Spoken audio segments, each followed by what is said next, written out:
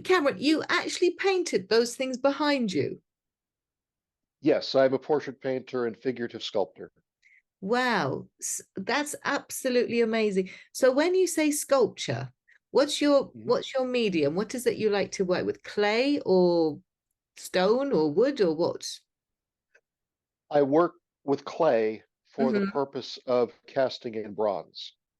Love it. Absolutely love it. Okay. So Yeah. what about And 3D stuff, 3D printers and things? Do you not find that kind of a bit of a competition going on there? Have you tried that oh one? no, no, definitely not. No? Um, no. Now in sculpture, it's just a new tool. Mm-hmm. In fact, I intend to use 3D printed components in some of my sculptures. Okay. How much do you know about the casting process for producing bronze Well, statues? I've seen people sort of put something over someone's head, Hmm. to start with, and then I don't know if they cut it open or they take it off. We've all seen Mrs. Doubtfire as well, haven't we? How they just Yes, pop yes. that on, and then That it's that is pouring a in. similar process. Okay. There's some important differences there because you're working with a live human Mm-hmm. being. Um, the main difference being the mold making materials that you would use. Mm-hmm. So you started with plaster, making something with plasticine or Play-Doh or whatever, and then Mm-hmm. pouring plaster over it to make an impression Yeah. or a permanent cast. Yeah. Plaster heats up considerably during its curing Yeah. process once Yeah. it's been activated with water. And so you must never, ever, ever use plaster On for straight on life someone's, casting. it could burn. It could burn. Never. Yeah, no, no, no. I Yes. know because I used to plaster myself and I know what it does just doing a bit on the walls, when you get it on your hands, Yeah. it's not a joke. Yeah. So no, It's I know it's what you the mean. I would not want possibilities are even more horrific than that. oh gosh. It's genuinely dangerous to do Yeah. that. So for a life cast, you would use something called dental alginate. Okay. Sounds one of those. It's a material the dentists use for making impressions, for Mhm. making dentures and things like that. Yeah. That is safer, safe Mhm. for humans. But for making bronze statues, you can actually mold anything. So I could mix materials. I intend to use some 3D printed components, and I'll tell you exactly how I would do that. So I would make a figurative sculpture in plastiline clay, Mhm. but if it was something like a hoplite, a Greek warrior with a sword Mhm. that had to be symmetrical, Yeah. it's much easier to 3D print something like that that is not only symmetrical but rigid. So even if I bump into it during the sculpting process, making something uniformly symmetrical with your fingers in a small scale in a malleable material like clay is extremely difficult. Yeah. And the chances of messing it up as you work around it thereafter are extremely high. So, so like a shield or a sword on a warrior, I would very possibly 3D print, Mhm. and then it would be just dead on and stay that way. Once that's all done, it's molded, and the Mhm. first layer is a silicon rubber mold, Right. and that can preserve details down to fingerprints, Wow. but it doesn't hold its shape because it's rubber. Mhm. So over that, you create a plaster mother mold, Okay. And let it set. and yes, and the silicon rubber mold keys into the inside of the plaster mold. So the plaster mold makes it hold its shape.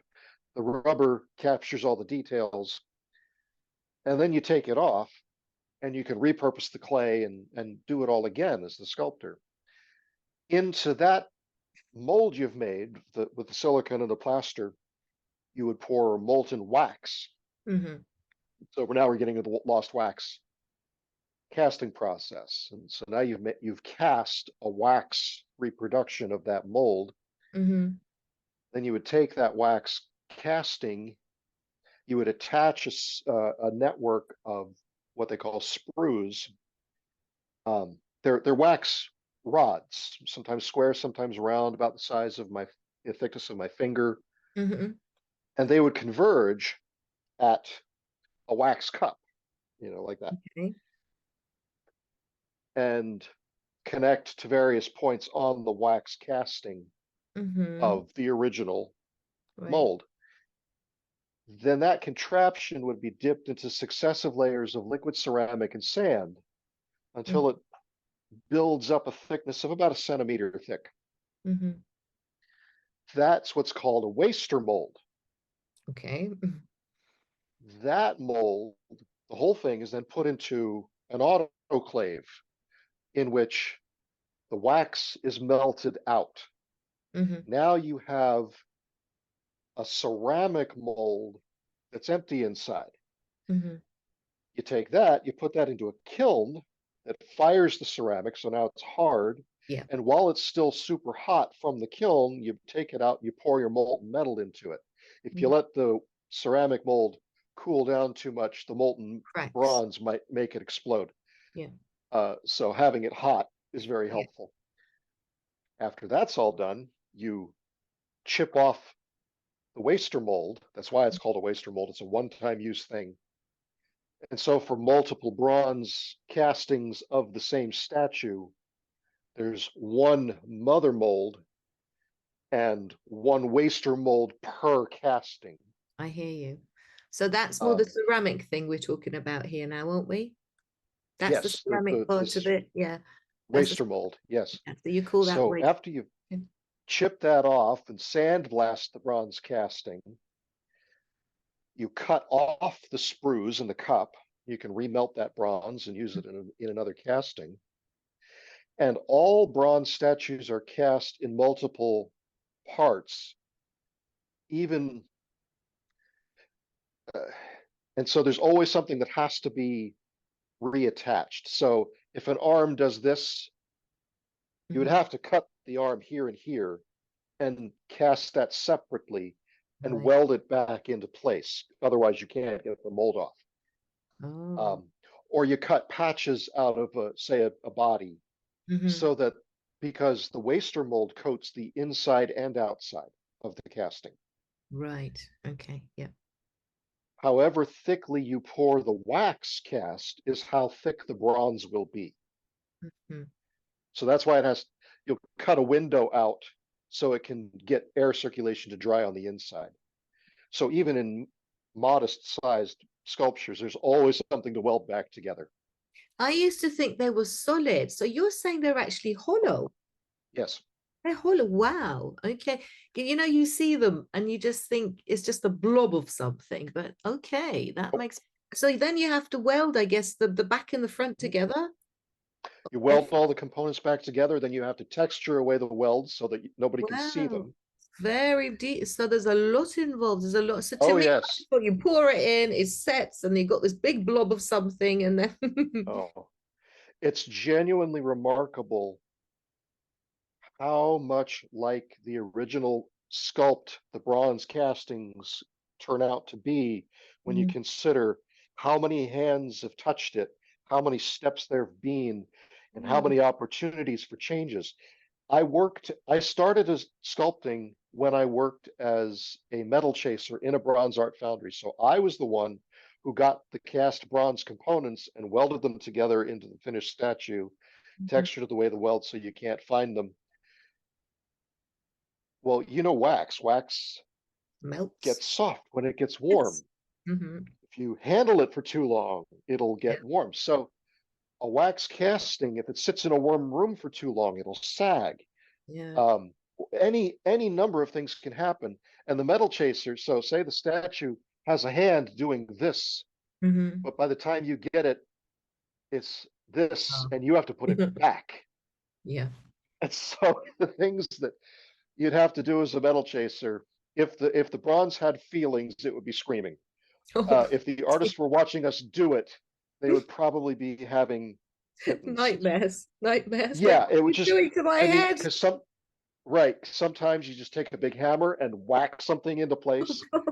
Sometimes you use hydraulic presses to push and pull things. Oh, Sometimes, like the hand, you just have to cut the fingers off, reposition them correctly, and weld it all back together again. oh God, It's a sounds. fascinating process. I got so many life lessons out of it as a metaphor for life. It's like remarkable. But I started sculpting. See, I'd always been an artist. I'd always played with clay as part of that, but Mm-hmm. as a ceramicist. And then here I was working as a metal chaser. I learned to weld on the job. Wow. Mm-hmm. And to this day, I still get excited when I see welders. I just go, oh, I know the cool things I can do with that. Um, some of the time, I'm getting different statues from different sculptors across my desk every day. And sometimes I'm going, oh, wow, that's amazing. I wonder if I can do that. Mm-hmm. But a lot of the time, I was going, really? I know I can do better than that. Mm-hmm. So I got myself some clay and I started playing. And I'll tell you, I felt like a fish that had been put into water for the first time.